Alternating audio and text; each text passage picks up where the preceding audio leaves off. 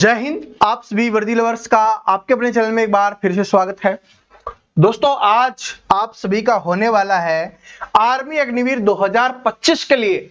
अगर आप रियल में तैयारी कर रहे हो और आपको जीके जीएस में स्कोर करना है तो आज जीके जीएस के 50 क्वेश्चन होने वाले हैं। आज आपके जीके के जर्नल स्टडीज के, और इसमें से कौन कौन 35 या 35 प्लस स्कोर करता है। अगर आपका 35 प्लस स्कोर आ रहा है, इसका मतलब आप बहुत अच्छे से तैयारी कर रहे हो, और इससे कम या बहुत कम स्कोर आ रहा है तो इसका मतलब है कि आपको बहुत ज्यादा अभी तैयारी करने की आवश्यकता है। और देखो, इसमें जो क्वेश्चंस होने वाले हैं ना, वो पिछले वर्षों में बार बार पूछे गए प्रश्न है, क्योंकि जो हमारा लक्ष्य है कि आपका जो जून में एग्जाम होने वाला है आर्मी अग्निवीर का, उसमें आप सभी का सिलेक्शन करवाना है। तो आज वो क्वेश्चंस होंगे जो एग्जाम में बार बार आते हैं। तो अगर आप इस टेस्ट में अच्छा स्कोर करते हो तो अच्छी बात है, नहीं करते तो आपको 50 वो क्वेश्चंस याद हो जाएंगे जो आपके आर्मी अग्निवीर की जीके में जान बनते हैं। तो बिना देरी के इस टेस्ट को शुरुआत करते हैं, और लास्ट में हर एक स्टूडेंट कमेंट करके बताएगा ईमानदारी से, कोई बेईमानी नहीं चलेगी, खुद से बेईमानी कभी मत करना, ठीक है। तो कमेंट करके सही से बताना कि आपका क्या स्कोर रहता है, कम है तो कम बताना, ज्यादा है तो ज्यादा बताना, सभी स्टूडेंट बताएंगे, ठीक है। तो गिनते हुए चलना कि आपके कितने गलत हो रहे हैं, फिर 50 में से उसको माइनस कर देना, या सही काउंट करते हुए चलना, फिर कमेंट कर देना। तो चलिए अब बिना देरी के शुरुआत करते हैं। पहला क्वेश्चन आपकी स्क्रीन पे आपके सामने आ चुका है। देखो, क्वेश्चंस की संख्या थोड़ी, वो जो नंबर है ना वो आगे पीछे होगा आज, ठीक है, लेकिन क्वेश्चंस पूरे के पूरे 50 है, टेंशन लेने की आवश्यकता नहीं है। मनुष्य द्वारा उपयोग की जाने वाली पहली धातु कौन सी थी, अपने को बताना है कि मनुष्य द्वारा उपयोग की जाने वाली पहली धातु कौन सी थी। इंपॉर्टेंट क्वेश्चन है, बार बार आपके एग्जाम्स में आने वाला क्वेश्चन है। तो इसका करेक्ट आंसर क्या हो जाएगा? इसका करेक्ट आंसर हो जाएगा आपका कॉपर हो जाएगा, यानी तांबा हो जाएगा। तांबा वो धातु है जो मनुष्य द्वारा सबसे पहले उपयोग में लाई गई थी। आगे बढ़ते हैं। ऋग्वेद कितने मंडलों में विभाजित है? जो ऋग्वेद है वो कितने मंडलों में विभाजित है? हमारे वेद हैं उनकी संख्या कितनी है? 4 है। ऋग्वेद, यजुर्वेद, अथर्ववेद, सामवेद, 4 हमारे वेद हैं। तो उसमें से हमसे पूछा है कि ऋग्वेद कितने मंडलों में विभाजित है। भाई ये पेपर के क्वेश्चन है, आज बिल्कुल इजी सारे नहीं होने वाले। ऐसा नहीं कि बिल्कुल इजी आज क्वेश्चन होंगे। आज ये समझ लो आप रियल पेपर दे रहे हो, ये समझ के आपको ये टेस्ट को देना है, ठीक है। तो बताइए कि ऋग्वेद कितने मंडलों में विभाजित है? तो इसका करेक्ट आंसर क्या हो जाएगा? ऋग्वेद है जो हमारा, वो यहां पर 10 आंसर हो जाएगा कि 10 मंडलों में विभाजित किया गया है ऋग्वेद को, ठीक है। ऋग्वेद को, ऋग्वेद से एक क्वेश्चन और पूछा जाता है कि जो हमारा गायत्री मंत्र है वो कौन से में है? ऋग्वेद में है। एक क्वेश्चन और भी पूछा जाता है कि वेदों में सबसे पुराना वेद कौन सा है? तो वो क्या हो जाएगा? आपका ऋग्वेद हो जाएगा। आगे बढ़ते हैं कि मौर्य साम्राज्य का संस्थापक कौन है या कौन था? यह अपने को बताना है कि मौर्य साम्राज्य का संस्थापक कौन था। तो जो मौर्य साम्राज्य का संस्थापक था वो कौन था, ये अपने को बताना है। जिसने कौन सा धर्म अपनाया था? जैन धर्म। कौन सा अपनाया था? जैन धर्म। तो इसका करेक्ट आंसर हो जाएगा आपका चंद्रगुप्त मौर्य हो जाएगा। कौन हो जाएगा यहां पर? चंद्रगुप्त मौर्य है, वो मौर्य साम्राज्य का संस्थापक था, जिसने अपने गुरु कौटिल्य, जिसको हम चाणक्य या विष्णुगुप्त के नाम से जानते हैं, विष्णुगुप्त, 3 नाम है, तीनों एग्जाम्स में पूछा जाता है विष्णुगुप्त, ठीक है, विष्णुगुप्त, ठीक है। इसकी सहायता से मौर्य साम्राज्य की स्थापना की थी चंद्रगुप्त मौर्य ने। कौन से धर्म को मानने वाला था? जैन धर्म को मानने वाला था। पहला चंद्रगुप्त मौर्य था, दूसरा कौन था? बिंदुसार था, मौर्य वंश का शासक, और तीसरा कौन था? अशोक, जो क्या था कि मौर्य वंश का सबसे बड़ा और सबसे प्रतापी राजा माना जाता है। और अशोक ने कौन सा धर्म अपना लिया था? कल ही मैंने आपको याद करवाया था, इसने बौद्ध धर्म अपना लिया था। कौन से युद्ध के बाद? कलिंग के युद्ध के बाद। कलिंग युद्ध के बाद है वो बौद्ध धर्म को अपना लिया था।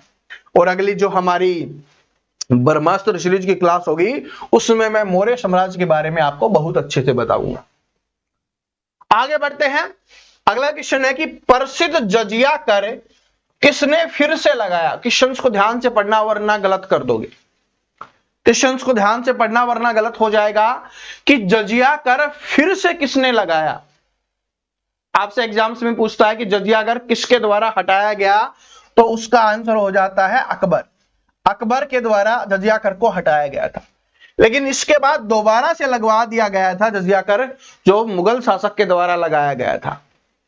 तो ये करेक्ट आंसर क्या हो जाएगा, इसका करेक्ट आंसर हो जाएगा औरंगजेब। किसके द्वारा लगाया गया था, औरंगजेब के द्वारा। अपने काउंट करते हुए चलना है, आपको आंसर करते हुए चलना है। आप ऐसे भी कर सकते हो कमेंट बॉक्स में answer A B C D इस तरीके से करते हुए चल सकते हो, इससे आपका कॉन्फिडेंस बढ़ेगा कि आप आंसर कर रहे हो। टेस्ट में आपका जो मन है वो बढ़ने वाला है। देखो, कुतुब मीनार का निर्माण किसने करवाया। मैंने आपको बताया ना, संख्या थोड़ी आगे पीछे हो गई आज, तो ये है ठीक है। 5 नंबर का क्वेश्चन है, लेकिन 5 वाला पहले हो गया, 4 वाला बाद में हो गया। तो इन नंबरों पे ध्यान मत देना, बस आप काउंट करते हुए चलना, ठीक है। कुतुब मीनार का निर्माण किसने करवाया, इंपॉर्टेंट क्वेश्चन और आप सभी जानते हो, बार बार रिपीट होने वाला क्वेश्चन है ये आप सभी के लिए। तो कुतुब मीनार का निर्माण है वो किसके द्वारा करवाया गया, कुतुबुद्दीन ऐबक के द्वारा करवाया गया। ऑप्शन नंबर 1 करेक्ट आंसर हो जाएगा। लेकिन एग्जाम में एक क्वेश्चन और पूछा जाता है कि कुतुब मीनार को पूरा किसने करवाया। तो शुरुआत है वो कुतुबुद्दीन ऐबक के द्वारा करवाई गई थी, लेकिन इसको पूरा करवाया गया था, वो करवाया गया था इल्तुतमिश के द्वारा। तो एग्जाम में 2 टाइप से क्वेश्चन बनते हैं। कुतुब मीनार का निर्माण किसने करवाया, भाई जो शुरुआत कर रहा है, जो बना रहा है, उसी का नाम आएगा, तो कुतुबुद्दीन ऐबक हो जाएगा। लेकिन पूरा इसने नहीं करवाया, पूरा किसने करवाया, इल्तुतमिश ने। तो एग्जाम्स में ऐसे आए कि कुतुब मीनार का निर्माण पूरा किसने करवाया, तो वो हो जाएगा आपका इल्तुतमिश, ठीक है। चलो आगे बढ़ते हैं कि स्वतंत्र भारत के पहले गवर्नर जनरल कौन थे। स्वतंत्र भारत के पहले गवर्नर जनरल, बार बार क्वेश्चंस मैंने याद करवाया है, तो सभी का आंसर आना जरूरी है। तो इसका क्या हो जाएगा, स्वतंत्र भारत के पहले गवर्नर जनरल क्या हो जाएगा, माउंटबेटन हो जाएगा। ऑप्शन नंबर 1 करेक्ट आंसर हो जाएगा। कौन हो जाएगा, माउंटबेटन हो जाएगा स्वतंत्र भारत के पहले गवर्नर जनरल। और प्रथम भारतीय पूछे तो सी राजागोपालाचारी हो जाएगा, ठीक है। आगे बढ़ते हैं कि भारतीय राष्ट्रीय कांग्रेस का पहला अधिवेशन कहां पर हुआ था। भारतीय राष्ट्रीय कांग्रेस का पहला अधिवेशन कब हुआ, कहां पर हुआ था, जगह बतानी है कहां पर हुआ था। देखो, राष्ट्रीय कांग्रेस की स्थापना है वो 28 दिसंबर 1885 को बंबई में की गई थी। कहां पर की गई थी, बंबई में की गई थी। ये डेट भी आपसे पूछता है, तो इसका आंसर सभी का आ गया होगा अभी आराम से कि पहला अधिवेशन कहां पर हुआ था, बंबई में हो जाएगा, बंबई में। चलो, भारत का संविधान कब अपनाया गया था। ये क्वेश्चंस मैंने आपको हर बार करवाया है, बार बार रिपीट करवाया है। भारत का संविधान कब अपनाया गया था, तो कब अपनाया गया था ये अपने को बताना है। तो इसका करेक्ट आंसर हो जाएगा, सभी ने कर दिया होगा, ये हो जाएगा 26 नवंबर 1949 को। भारत का संविधान कब अपनाया गया, 26 नवंबर 1949 को। कब लागू किया गया, अगर हो लागू किया गया, ठीक है, लागू किया गया हो तो कौन सा हो जाएगा अपना, 26 जनवरी 1950 हो जाएगा। भारत आजाद कब हुआ, 15 अगस्त 1947 को, ठीक है। आगे बढ़ते हैं। भारत में केंद्रीय कार्यपालिका का प्रमुख कौन होता है। टेस्ट को बहुत अच्छे से देना है, पेपर समझ के देना है। देखते हैं कि कौन कौन आज 35 प्लस करते हैं। अगर 35 प्लस आपका स्कोर आ गया, इसका मतलब आप आर्मी अग्निवीर की वर्दी लेने से आप बस थोड़ी सी दूरी पे हो, थोड़ी सी मेहनत करने की ओर आपको आवश्यकता है, ठीक है। तो बताइए कि भारत में केंद्रीय कार्यपालिका का प्रमुख कौन होता है, तो इसका करेक्ट आंसर हो जाएगा अपना राष्ट्रपति। कौन होता है, राष्ट्रपति है वो इसका प्रमुख होता है। भारतीय संविधान में कितने मौलिक अधिकार हैं, भारतीय संविधान में कितने मौलिक अधिकार हैं। पिछली हमारी ब्रह्मास्त्र क्लास करवाई थी, पहली जो ब्रह्मास्त्र क्लास थी उसी में मैंने आपको यह याद करवाया था। तो बताओ क्या है कि भारतीय संविधान में कितने मौलिक अधिकार हैं? अगर हमसे मूल संविधान पूछे तो अलग आंसर होगा, और मूल संविधान ना पूछे तो अलग आंसर होगा। तो यहां पर कहीं पे मूल लिखा हुआ है, नहीं लिखा हुआ, तो क्या हो जाएगा? भारतीय संविधान में कितने मौलिक अधिकार है? 6 मौलिक अधिकार है। अगर हमसे पूछे भारतीय मूल संविधान में कितने मौलिक अधिकार है, तब हमारा आंसर 7 हो जाता। क्यों? क्योंकि एक अधिकार को हटा दिया गया, और वो कौन सा था? वो था संपत्ति का अधिकार, जिसको कानूनी अधिकार या संवैधानिक अधिकार बना दिया गया। 44वें संविधान संशोधन 1978 के तहत इसको हटा दिया गया है, संपत्ति का अधिकार। तभी तो अब हमारी जमीन है, सरकार अपने आप ले लेती है, फिर पैसे भेज देती है, ठीक है। लेकिन अगर हमारे पास ये अधिकार होता तो हमारी मर्जी होती कि हम नहीं देंगे, लेकिन सरकार ने बोला ये कानूनी अधिकार है, कानूनी रूप पे आपकी है, जब हम चाहें ले सकते हैं, ठीक है। तो भारतीय संविधान में कितने मौलिक अधिकार हैं? अभी है 6, और मूल संविधान में पूछेगा तो 7 हो जाएगा, ठीक है। मौलिक अधिकार कहां से लिए गए हैं यह भी पूछा जाता है, तो यूएसए से लिए गए हैं मौलिक अधिकार। मौलिक कर्तव्य पूछे कि मौलिक कर्तव्य कहां से लिए गए हैं, तो वो अपना हो जाएगा कहां से? रूस से हो जाएगा, ठीक है। आगे बढ़ते हैं कि राज्य के नीति निर्देशक सिद्धांत का विचार किस देश से लिया गया है? राज्य के नीति निर्देशक सिद्धांत का मौलिक अधिकार, मौलिक कर्तव्य मैंने अभी आपको बता दिया है। अब आप बताओ कि राज्य के नीति निर्देशक सिद्धांत का विचार कहां से लिया गया है? तो इसका करेक्ट आंसर हो जाएगा, कहां से लिया गया है? आयरलैंड से लिया गया है। कहां से? आयरलैंड से। आगे बढ़ते हैं कि भारत की सबसे लंबी नदी कौन सी है? भारत की सबसे लंबी नदी, पिछले क्लास में हमने विश्व की सबसे लंबी नदी पढ़ी थी, आज हम भारत की सबसे लंबी नदी के बारे में जान रहे हैं। तो भारत की सबसे लंबी नदी है वो कौन सी हो जाएगी? हमारी गंगा नदी हो जाएगी, और उसकी लंबाई कितनी है? 25 किलोमीटर है, यानी 2525 किलोमीटर हो जाएगा। क्षेत्रफल के हिसाब से भारत का सबसे बड़ा राज्य कौन सा है? ठीक है, आप देखो आर्मी अग्निवीर का पेपर दे रहे हो, रियल पेपर दे रहे हो, ये समझ के आपको टेस्ट देना है। बार बार बोल रहा हूं क्योंकि आज आप कम से कम टॉप 50 क्वेश्चंस आप याद करने वाले हो। टॉप 50 क्वेश्चंस, टेस्ट तो होगा ही होगा और याद भी हो जाएगा अगर नहीं याद है तो, ठीक है। चलो, तो क्षेत्रफल के हिसाब से भारत का सबसे बड़ा राज्य कौन सा हो जाएगा? तो वो हो जाएगा अपना राजस्थान, ठीक है। जनसंख्या की दृष्टि से हो जाएगा तो वो हो जाएगा आपका उत्तर प्रदेश। छोटा कौन सा हो जाएगा? गोवा और सिक्किम। भूमध्य रेखा कितने देशों से होकर गुजरती है? जो भूमध्य रेखा है वो कितने देशों से होकर गुजरती है? इंपॉर्टेंट क्वेश्चन है। जो हमारी भूमध्य रेखा है वो कितने देशों से होकर गुजरती है, ये अपने को बताना है। तो इसका करेक्ट आंसर हो जाएगा 13 देशों से होकर गुजरती है। दुनिया का सबसे बड़ा महासागर कौन सा है? दुनिया का सबसे बड़ा महासागर, सभी स्टूडेंट कमेंट करके बताएंगे। तो सबसे बड़ा महासागर कौन सा हो जाएगा आपका? कौन सा हो जाएगा यहां पर? प्रशांत महासागर। क्या हो जाएगा? प्रशांत महासागर है वो दुनिया का सबसे बड़ा महासागर हो जाएगा। ये इंपॉर्टेंट क्वेश्चन है भाई, इंपॉर्टेंट क्वेश्चन है, बार बार एग्जाम्स में आया हुआ है कि किस राज्य को 5 नदियों की भूमि कहा जाता है? किस राज्य को 5 नदियों की भूमि, यानी कौन सा ऐसा अपना राज्य है भारत का जिसमें 5 नदियां हैं? एक ही राज्य में 5 नदियां हैं, बताओ कौन सा हो जाएगा? तो इसका करेक्ट आंसर हो जाएगा भाई पंजाब। पंजाब। पंज से क्या हो गया? पंज से क्या हो गया? पंज से हो गया 5। पंज से क्या हो गया? 5। और आब का मतलब क्या होता है? आब का मतलब होता है पानी। तो जहां पर 5 नदियों का पानी है उसी को पंजाब बोला जाता है। ये कौन कौन सी नदियां हैं उनके बारे में भी हम जान लेते हैं, एग्जाम्स में कभी आपसे पूछा जा सकता है। तो एक हो गया आपका सतलुज, एक हो गया आपका ब्यास, रावी, चिनाब और झेलम नदी हो जाएगा। ये 5 नदियां हैं। शिक्षा का अधिकार किस संशोधन के तहत मौलिक अधिकारों में जोड़ा गया? मौलिक अधिकारों में, ठीक है। शिक्षा का अधिकार आपको बताना है। ठीक है, शिक्षा का अधिकार आपको बताना है। बताइए शिक्षा का अधिकार। तो शिक्षा का अधिकार है कि भाई 6 से 14 वर्ष के जो बच्चे हैं उनको फ्री शिक्षा दी जाएगी, यह अधिकार दिया गया है 6 से 14 वर्ष।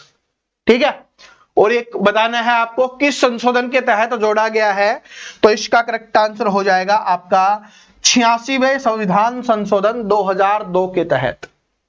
86वें संविधान संशोधन 2002 के तहत। ठीक है, आगे बढ़ते हैं। भारत की पहली महिला प्रधानमंत्री कौन थी? ये क्वेश्चन बार बार रिपीट हो चुका है, तो ये तो सभी को याद हो गया होगा। तो ये क्या हो जाएगा यहां पर, बताओ, इसको बताने की आवश्यकता है? तो ये तो हो जाएगा इंदिरा गांधी जी। ठीक है भाई, इंदिरा गांधी जी है ना, बड़ी खतरनाक प्रधानमंत्री थी, बड़ी डेंजर। ठीक है, कुछ गलतियां हो गई उनसे, वरना हमारे देश के लिए बहुत अच्छी प्रधानमंत्री थी इंदिरा गांधी जी। पूछ के देखना, जो आपके बड़े हैं ना उनसे कभी पूछ के देखना या पढ़ के देखना। ठीक है, हमारे देश के लिए बहुत अच्छी प्रधानमंत्री थी, लेकिन कुछ गलतियां हो जाती है ना, तो वो हो जाती है, मोह माया में हो ही जाती है। दुनिया का सबसे बड़ा रेगिस्तान कौन सा है? दुनिया का सबसे बड़ा रेगिस्तान कौन सा हो जाएगा? तो दुनिया का सबसे बड़ा रेगिस्तान आंसर आ गया होगा, तो जो थार रेगिस्तान है, सॉरी जो सहारा रेगिस्तान है वो दुनिया का हो जाएगा, और थार है अपने भारत का सबसे बड़ा रेगिस्तान हो जाएगा। भारत का सबसे बड़ा रेगिस्तान हो जाएगा थार, और दुनिया का कौन सा हो जाएगा? आपका सहारा हो जाएगा। और जैसे ही अभी मौसम ठीक होता है, आपके एग्जाम्स हो जाते हैं, उसके बाद भाई थार में घूमने जाने वाले हैं, क्योंकि हमारे दोस्त की ड्यूटी उधर ही है, तो वो हमें बुला रहा है, तो सारे दोस्त उधर घूमने जाएंगे, लेकिन आपके एग्जाम के बाद। ठीक है, आपकी पूरी तैयारी करवा के, आपको सिलेक्शन के लिए तैयार करके, और आपके एग्जाम्स में अच्छा स्कोर करवा के फिर घूमने जाएंगे। ठीक है, थार रेगिस्तान में जाएंगे। चलो, सिंधु घाटी सभ्यता मुख्य रूप से आधुनिक किन देशों में फैली हुई है? सिंधु घाटी सभ्यता मैंने आपको पढ़ाया था। ठीक है, सिंधु घाटी सभ्यता है, मैंने आपको पढ़ाया हुआ है। तो बताइए कौन से 2 देशों में है ये? ठीक है, क्योंकि ऑप्शंस में 2 ही दिए गए हैं। एक तो अपने भारत में है, आपने लोथल सुना होगा, कालीबंगा सुना होगा, बनावली सुना होगा। ठीक है, इसके अलावा आपने हड़प्पा, ठीक है, और मोहनजोदड़ो वगैरह सुना होगा। वो कहां पर है? पाकिस्तान में। तो क्या हो जाएगा? इंडिया और पाकिस्तान, सॉरी। ठीक है, option number B correct answer हो जाएगा, इंडिया और पाकिस्तान। भारत के पहले राष्ट्रपति कौन थे? तो भारत के पहले राष्ट्रपति कौन है, ये तो सभी को पता है, डॉक्टर राजेंद्र प्रसाद जी हो जाएंगे। आगे बढ़िए, देखो पेपर है, इजी भी बनता है। ठीक है, देखो मैंने आपको बार बार बताया है कि पेपर है ना, इजी बनता है, मॉडरेट बनता है, और हार्ड, तीनों टाइप के क्वेश्चंस देखने के लिए मिलते हैं। और आपको यूट्यूब पे जो जो बोलता है ना हार्ड पेपर आएगा, हार्ड पेपर आएगा, तो ये देख लेना कि वो वीडियो में जब बोल रहा है ना कि हार्ड पेपर आएगा, लास्ट में बोलेगा हमारा कोर्स परचेज कर लो, यहां से सिलेक्शन हो जाएगा। ठीक है, तो कोर्स बेचने के लिए बोला जाता है हार्ड पेपर है, वरना पेपर ऐसा ही बनता है। ठीक है, दिल्ली सल्तनत की पहली महिला शासिका कौन थी? और ये अजमा के देख लेना, कोई भी बोले ना कि पेपर हार्ड आने वाला है, कंपटीशन बहुत ज्यादा हो गया, बस की बात नहीं है, कट ऑफ बहुत ज्यादा जाने वाली है, फिर बोलेगा हमारा कोर्स परचेज कर लो, यहां पे हो जाए। और मैं बोलता हूं अपना चैनल सब्सक्राइब कर लो, बस यहीं से हो जाएगा। फर्क है। ठीक है, तो दिल्ली सल्तनत की पहली महिला शासिका कौन हो जाएंगी? तो हो जाएंगी भाई रजिया सुल्तान। क्या हो जाएंगी? रजिया सुल्तान है वो, क्या हो जाएगी? दिल्ली सल्तनत की पहली महिला शासिका हो जाएगी रजिया सुल्तान। नूरजहां से भी एग्जाम्स में आता है, तो ये कौन थी नूरजहां? ये जहांगीर की पत्नी थी नूरजहां। तो जहांगीर की पत्नी का नाम आपसे पूछा जाता है, तो क्या हो जाएगा? नूरजहां हो जाएगा। मुमताज महल कौन थी? ये शाहजहां की पत्नी थी। किसकी? शाहजहां की पत्नी थी, जिनकी याद में बोला जाता है, जिनके लिए ताजमहल बनाया गया। और चांद बीबी है, एक शासिका थी। ठीक है, चलो, एक योद्धा थे। प्रसिद्ध दीन ए इलाही धर्म की स्थापना है किसने की? प्रसिद्ध दीन ए इलाही धर्म की स्थापना है वो किसने की, अपने को बताना है। ठीक है, प्रसिद्ध दीन ए इलाही धर्म की स्थापना है वो किसने की है? दीन ए इलाही धर्म की स्थापना किसके द्वारा की गई थी? ये अकबर के द्वारा की गई थी, अकबर के द्वारा। किसके द्वारा की गई थी? अकबर के द्वारा। जो मुगल शासक में सबसे प्रतापी राजा माना जाता है अकबर, जो महाराणा प्रताप के समकालीन थे और कभी महाराणा प्रताप जी के सामने जाने की इनकी हिम्मत नहीं हुई, वैसे ये महान शासक थे। ठीक है, अब आप बता देना कैसे थे। ठीक है, तो दीन इलाही धर्म की स्थापना किसके द्वारा की गई? अकबर की। सबसे पहले अपनाया किसने था? अपनाने वाला कौन था? बीरबल। ठीक है, चलो। अर्थशास्त्र की रचना किसने की? अर्थशास्त्र की रचना चंद्रगुप्त मौर्य के गुरु के द्वारा की गई है। बहुत बड़े अर्थशास्त्री हुए हैं, उनके द्वारा की गई है। तो इसका करेक्ट आंसर हो जाएगा चाणक्य, कौटिल्य, विष्णुगुप्त के द्वारा। चाणक्य, कौटिल्य, विष्णुगुप्त ऑप्शंस में आपको कुछ भी दे सकता है। ठीक है, और ताजमहल क्या है भाई? प्यार की निशानी मानी जाती है। ठीक है, ताजमहल घूम के आए हैं, बड़ा अच्छा लगता है, आप भी घूम के आओ। ठीक है, अपने आगरा में है, यूपी में है। और अब देखो इस क्वेश्चन का आंसर करो। भारत छोड़ो आंदोलन कब शुरू किया गया था? भारत छोड़ो आंदोलन, तो जो भारत छोड़ो आंदोलन है वो कब शुरू किया गया था? ये किया गया था भारत छोड़ो आंदोलन 1942 में, 1942 में भारत छोड़ो आंदोलन। ठीक है, महात्मा गांधी जी ने शुरुआत की थी इसकी। ब्रिटिश संसद का सदस्य बनने वाले पहले भारतीय कौन थे? अच्छा क्वेश्चन है, बहुत कम स्टूडेंट को पता होता है। तो एग्जाम्स में ऐसे भी क्वेश्चन आते हैं जो कम स्टूडेंट को पता होगा। आपको पता है इसका मतलब ये नहीं कि सभी को पता है। आप अच्छी मेहनत कर रहे हो, ये सोचो। तो इसका करेक्ट आंसर हो जाएगा दादा भाई नौरोजी। क्या हो जाएगा? दादा भाई नौरोजी हैं, वो ब्रिटिश संसद के सदस्य बनने वाले पहले भारतीय बने थे। भारत में न्यायिक पुनर्विलोकन की अवधारणा है वो कौन से देश से ली गई है? तो बताओ कहां से ली गई है, कौन से देश से ली गई है? तो इसका हो जाएगा अपना यूएसए के द्वारा ली गई है। कहां से ली गई है? यूएसए से ली गई है। यूएसए मतलब America, United state America, USA की फुल फॉर्म होती है। भारतीय संविधान का कौन सा भाग अनुच्छेद अस्पृश्यता को समाप्त करता है? भारतीय संविधान का कौन सा अनुच्छेद अस्पृश्यता को समाप्त करता है? पिछली ब्रह्मास्त्र की पहली क्लास में याद करवाया था आपको कि समानता का अधिकार क्या था? समानता का अधिकार, समानता का अधिकार अनुच्छेद 14 से 18, उसमें याद करवाया था अनुच्छेद 14 से 18 वाला। तो अब तो आंसर आ गया होगा इतना याद दिलवाने के बाद। तो इसका करेक्ट आंसर हो जाएगा अस्पृश्यता का अंत क्या है? आर्टिकल 17 में, अनुच्छेद 17 में है। ठीक है, 18 में क्या था? 18 में क्या था? कमेंट करके बताओ। अनुच्छेद 18 में सभी स्टूडेंट कमेंट करके बताएंगे, इंपॉर्टेंट है, मैंने आपको बोला था। ठीक है, और पढ़ाया था यार, याद करवाया था, आंसर आना चाहिए तभी मुझे अच्छा लगेगा। आज देखो कोई भी क्वेश्चंस मैं आपके लिए नहीं छोड़ रहा, सारे के सारे क्वेश्चंस का आंसर बता रहा हूं, क्योंकि टेस्ट चल रहा है, तभी तो आपको पता चलेगा कि 35+ आपका स्कोर हुआ है या नहीं हुआ। एक भी क्वेश्चंस नहीं है, इसका आंसर आप सभी को करना है। भारत के मुख्य न्यायाधीश की नियुक्ति कौन करता है? जो भारत के मुख्य न्यायाधीश है, चीफ जस्टिस ऑफ इंडिया, उसकी नियुक्ति किसके द्वारा की जाती है? तो ये राष्ट्रपति जी के द्वारा की जाती है। किसके द्वारा? राष्ट्रपति के द्वारा। लोकसभा की अधिकतम सदस्य संख्या कितनी है? इंपॉर्टेंट क्वेश्चन है, बार बार आपके एग्जाम्स में आने वाला क्वेश्चन है। तो लोकसभा की अधिकतम संख्या कितनी होती है? लोकसभा की, तो लोकसभा की अधिकतम संख्या कितनी हो जाएगी भाई? वो हो जाएगी 552, जिसमें से 530 तो हमारे स्टेट से होते हैं, 520 हमारी 20 हैं वो हमारी यूटी से होते हैं, और 2 क्या होते हैं? एंग्लो इंडियन, यानी जिनको हिंदी में आंग्ल भारतीय बोला जाता है, वो होते हैं। ठीक है, तो समझ में आ गया। टोटल 552, 530 राज्यों से, और 20 है हमारे केंद्र शासित प्रदेशों से, और 2 क्या हो गए? एंग्लो इंडियन हो गए, आंग्ल भारतीय हो गए। किस राज्य को भारत का मसाला गार्डन कहा जाता है? भारत का मसाला गार्डन कौन से राज्य को कहा जाता है? जिस राज्य में सबसे ज्यादा मसाला उगेगा उसी को बोला जाता है। तो बताओ किस राज्य को भारत का मसाला गार्डन बोला जाता है? वहां पर है, ठीक है, अपने लौंग भी, इलायची भी, ठीक है, और भी जो मसाले हैं ना वो उधर ही हो रहे होते हैं। तो बताओ, तो इसका करेक्ट आंसर हो जाएगा अपना केरल हो जाएगा। क्या हो जाएगा? केरल में। आगे, भारत का सबसे ऊंचा शिखर कौन सा है? ये भी मोस्ट रिपीटेड क्वेश्चन है भाई, most repeated question, most important question है। भारत का सबसे ऊंचा शिखर कौन सा है?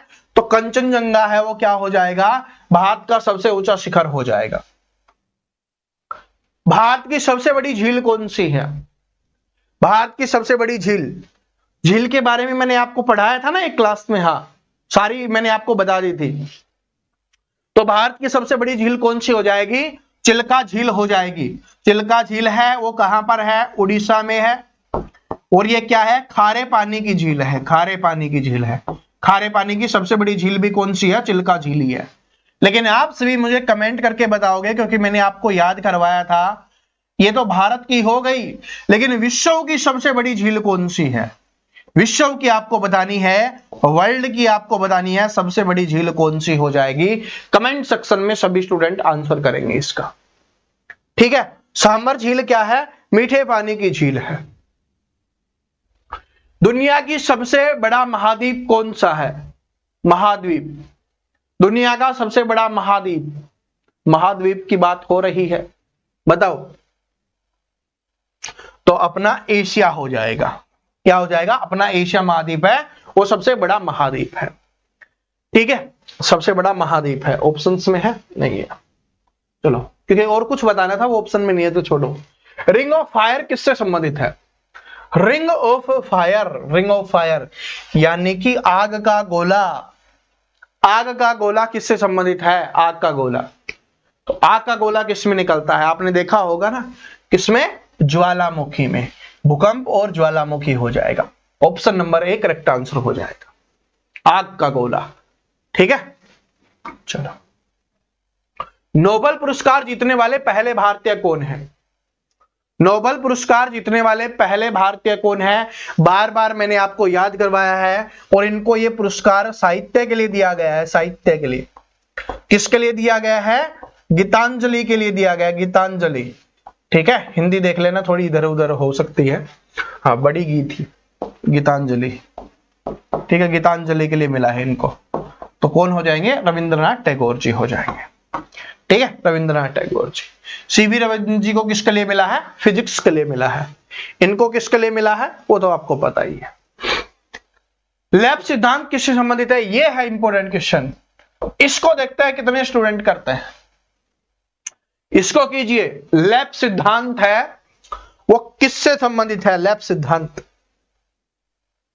ठीक है। अगर आपने सारे ये गवर्नर जनरल और वायसराय याद किए होंगे तो आपका आंसर आ गया होगा। इसका करेक्ट आंसर हो जाएगा डलहौजी, क्या हो जाएगा, डलहौजी हो जाएगा। सूचना का अधिकार आरटीआई अधिनियम किस वर्ष पारित हुआ था, यह भी इंपॉर्टेंट क्वेश्चन है, बार बार एग्जाम्स में आता है। सूचना का अधिकार आरटीआई, राइट, जो हमें अब आरटीआई लगा के पूछ लेते हैं ना कि भाई कितनी वैकेंसी आने वाली हैं, एग्जाम डेट क्या होने वाली है, आपने देखा होगा कि आरटीआई का रिप्लाई आया है, उसका मतलब यही होता है किसी भी चीज के बारे में हम जानकारी ले लेते हैं, कुछ चीजों को छोड़कर, ठीक है, जो हमारी सिक्योरिटी वाली है ना उनको छोड़कर। तो क्या हो जाएगा, 2005 में, ठीक है। राइट टू इंफॉर्मेशन, अगर इसकी फुल फॉर्म भी पूछे तो राइट टू इंफॉर्मेशन, सूचना का अधिकार। अफ्रीका का सिंह में कौन सा देश शामिल है, ये इंपॉर्टेंट क्वेश्चन है। अफ्रीका का सिंह में कौन सा देश शामिल है, इसको करो तब पता चलेगा। आपको लगता है ना हमेशा इजी इजी, आज बोलो इजी है क्या, ठीक है, आज बताइए। तो अफ्रीका के सिंह में कौन सा देश शामिल है, अच्छा क्वेश्चन है। तो इसका करेक्ट आंसर हो जाएगा यहां पर आपका हो जाएगा सोमालिया, ठीक है, ऑप्शन नंबर 1 करेक्ट आंसर हो जाएगा, ठीक है, हाँ यही है, सोमालिया हो जाएगा, इथोपिया हो जाएगा। तो याद कर लो, अफ्रीका का सिंह में ये 3 है, ठीक है। हिंदी में लिखना भूल गए क्या, कोई बात नहीं। चलो, पानीपत का पहला युद्ध किसके बीच लड़ा गया, भाई पानीपत का युद्ध है, एग्जाम्स में बार बार रिपीट होता ही होता है, ये आप सभी को पता है। तो पानीपत में 3 युद्ध हुए हैं, पहला युद्ध, दूसरा युद्ध और तीसरा युद्ध, 3 युद्ध हुए हैं। पहले इसके बारे में जान लेते हैं। पानीपत का पहला युद्ध किसके बीच लड़ा गया, पानीपत का पहला युद्ध किसके बीच लड़ा गया, आंसर कीजिए सभी स्टूडेंट। तो आप सभी का आंसर आ गया होगा, पानीपत का पहला युद्ध है वो बाबर और इब्राहिम लोदी के बीच में लड़ा गया। किसके द्वारा, बाबर और इब्राहिम लोदी के बीच में लड़ा गया। और ये कब लड़ा गया था, 1526 में लड़ा गया था, ठीक है, ये याद कर लो। अगर दूसरा पूछे तो पानीपत का दूसरा युद्ध है 1556 में लड़ा गया था। किसके बीच में लड़ा गया था? यह हुआ था भाई अकबर और हेमू के बीच में, अकबर व हेमू के बीच में। लेकिन अकबर क्या था, उस समय बच्चा था, तो इसका जो संरक्षक है उसने इसका नेतृत्व किया था, जिसका नाम क्या था? बैरम खां था। ठीक है, बैरम खां। और वैसे तो बैरम खां और हेमू के बीच में हुआ था, लेकिन अकबर राजा था तो अकबर बोल दिया जाता है। तो अकबर और हेमू के बीच में हुआ था। अकबर का संरक्षक कौन था ये पूछे तो बैरम खां हो जाएगा। दूसरा युद्ध 1556 में। तीसरा युद्ध हुआ था 1761 में। इसमें किसकी विजय हुई थी? बाबर की। इसमें किसकी विजय हुई थी? अकबर की। अब 1761 में हुआ था तीसरा युद्ध। ये किसके बीच में हुआ था? ये हुआ था अहमद शाह अब्दाली और मराठाओं के बीच में। किसके बीच में हुआ था? अहमद शाह अब्दाली और मराठाओं के बीच में हुआ था। तो आप सभी कमेंट करके बताना कि तीसरे युद्ध में विजयी कौन हुआ था, कि किसको जीत प्राप्त हुई थी, कौन विजय हुआ था। तीनों के तीनों मैंने याद करवा दिए हैं। इसका आंसर आप कर दो कि किसको जीत मिली थी तीसरे में। किसके बीच में हुआ था? अहमद शाह अब्दाली और मराठाओं के बीच में। 1526, 56, 1761। बाबर और इब्राहिम लोदी, अकबर और हेमू और अहमद शाह अब्दाली और मराठाओं के बीच में। चलो आगे बढ़ते हैं। कर्क रेखा किस भारतीय राज्य से नहीं गुजरती है? कर्क रेखा है वो कौन से भारतीय राज्य से नहीं गुजरती है? ये जो हमारा देश का नक्शा है ना पूरा जो हमारा, उसके मध्य से ये गुजर रही होती है, लगभग मध्य से। तो अब देख लो इसका आंसर, इतना समझा दिया, अब तो आंसर आ जाना चाहिए। तो इसका आंसर हो जाएगा केरल, क्योंकि केरल मध्य में थोड़ी ना, नीचे नीचे है, तो केरल में, बाकी यहां से गुजर रही होती है। ठीक है। 73वां संविधान संशोधन किससे संबंधित है? 73वां 73 बताना है। 73वां संविधान संशोधन किससे संबंधित है? तो ये किससे संबंधित हो जाएगा? आंसर आ गया होगा, इंपोर्टेंट है, याद कर लेना। जिसको याद है अच्छी बात है, नहीं याद है याद कर लेना, एग्जाम्स के लिए आपके काफी इंपोर्टेंट है। तो इसका करेक्ट आंसर हो जाएगा जो 73वां है वो किसके लिए है? पंचायती राज्य के लिए है, पंचायती राज। और 73वां संविधान संशोधन कब हुआ था? 1992 में, ये भी पूछा जा सकता है। ठीक है, 73वां संविधान संशोधन 1992। चलो आगे देखिए। प्राचीन नालंदा विश्वविद्यालय वर्तमान किस राज्य में स्थित है? नालंदा विश्वविद्यालय है वो हमारे कौन से राज्य में है, ये आपको बताना है। तो नालंदा कौन से राज्य में हो जाएगा? ये बिहार में हो जाएगा। ठीक है क्या? बिहार में। बिहार भाई हमारी शिक्षा का हब रहा है प्राचीन काल में। ठीक है, जो बड़े बड़े विश्वविद्यालय है ना वो बिहार में ही है। जो भगवान बुद्ध हैं उनको भी, वो भी कहां से थे? बिहार में ही उनको ज्ञान की प्राप्ति हुई थी। देखो, किस नदी को बिहार का शोक कहा जाता है? चलो बिहार का एक दूसरा क्वेश्चन आ गया, लेकिन ये क्वेश्चन सिंपल नहीं है, ये most repeated most important question है, बार बार एग्जाम्स में आता है। और मैंने आपको एक बार याद भी करवा चुका हूं मैं आपको, क्योंकि जो एग्जाम्स में आता है वो मैं आपको याद करवाता हूं ना, तभी ये आता है। तो बिहार का शोक बताना है कि कौन सी नदी को कहा जाता है। तो बिहार का शोक है वो कोसी नदी को कहा जाता है। कौन सी नदी को कहा जाता है बिहार का शोक? कोसी नदी को। भारत के उपराष्ट्रपति को कौन हटा सकता है? भारत के उपराष्ट्रपति को कौन हटाता है ये अपने को बताना है। ठीक है, भारत के उपराष्ट्रपति को कौन हटाएगा भाई? तो भारत के उपराष्ट्रपति को हटाया जाएगा सबकी सर्वसम्मति से, यानी राज्यसभा से।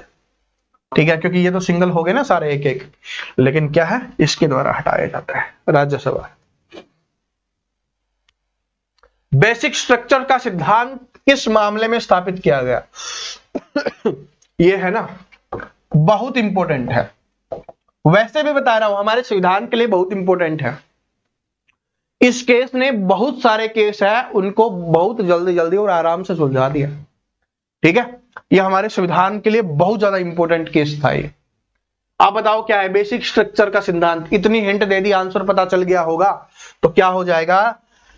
केशवानंद भारती केस। क्या हो जाएगा? केशवानंद भारती केस। ये समझ लो अपना मिनी संविधान है ये। ठीक है, पहला भारतीय उपग्रह आर्यभट्ट कब लॉन्च किया गया था? तो पहला क्वेश्चन तो यही याद हो गया कि पहला भारतीय उपग्रह कौन सा था? आर्यभट्ट था। ठीक है, जो हमारे मैथमेटिशियन है ना उनके नाम पर इनका नाम रखा गया था आर्यभट्ट। तो आपको बताना है कि आर्यभट्ट है वो कब लॉन्च किया गया था, बताओ। आर्यभट्ट भारत का पहला उपग्रह आर्यभट्ट है, उसको कब लॉन्च किया गया था?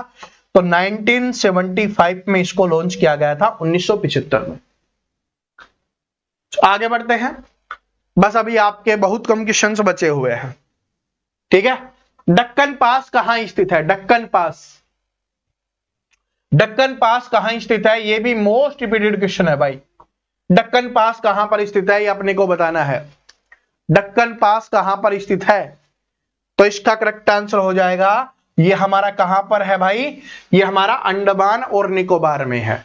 कहां पर? अंडमान और निकोबार आइसलैंड में है, ठीक है। साउथ अंडमान और लिटिल अंडमान में है, ठीक है। तो क्या हो जाएगा? अंडमान और निकोबार द्वीप समूह में है। चलो, प्रधानमंत्री जन धन योजना की शुरुआत कब की गई थी? प्रधानमंत्री जन धन योजना, ये तो सभी को पता है, ठीक है। ये तो सभी को पता हो। ये 50वां क्वेश्चन नहीं है, ये 49 वाला है। इसके बाद एक क्वेश्चन हो रहा है, ऐसे नहीं कि इसको देके आंसर भाग जाओ। प्रधानमंत्री जन धन योजना कब शुरू की गई थी? तो जो प्रधानमंत्री जन धन योजना है उसकी शुरुआत कब की गई थी? 2014 में, ठीक है। 28 अगस्त 2014, 28 अगस्त 2014 में प्रधानमंत्री जन धन योजना की शुरुआत की गई थी। इस समय प्रधानमंत्री कौन थे? नरेंद्र मोदी जी। 50वां क्वेश्चन है ये आपका, कि भारत में सबसे लंबा तटीय क्षेत्र किस राज्य का है? तो भारत का सबसे लंबा तटीय क्षेत्र, ये भी मैं आपको याद करवा चुका हूं। तो भारत में सबसे लंबा तटीय क्षेत्र किसका हो जाएगा? तो ये हो जाएगा भाई अपने गुजरात का। किसका हो जाएगा? गुजरात का सबसे लंबा तटीय क्षेत्र है, और पूछा जाए कितना है तो अप्रोक्स है वो 1600 किलोमीटर है, ठीक है। तो गुजरात का सबसे लंबा तटीय क्षेत्र हो जाएगा। तो यहां पर आज आपका ये टेस्ट है वो समाप्त होता है, ये बिल्कुल समाप्त हो गया है। 50 क्वेश्चंस में से आपका क्या स्कोर रहा है कमेंट करके जरूर बताना, और आने वाली क्लासेज और वीडियोज और इंपॉर्टेंट क्वेश्चंस देखने के लिए चैनल को सब्सक्राइब करके बेल आइकन को जरूर प्रेस कर लेना, जितने भी नए स्टूडेंट हैं, ठीक है भाई। बहुत सारे आप सब्सक्राइब नहीं कर रहे हो, कर लो, क्योंकि क्लास डेली मिलती है। 9 बजे आपको क्लास मिलती है, ठीक है। ये अपनी सुबह वाली 2 PM पे दूसरे चैनल पे अपनी साइंस की आती है, और 8 PM पे मैथ की शॉर्ट ट्रिक्स आपकी आ रही होती है, ठीक है। तो मिलते हैं नेक्स्ट वीडियो में। लाइक शेयर सब्सक्राइब कर देना। तब तक हंसते रहो, मुस्कुराते रहो, पढ़ते रहो। जय हिंद।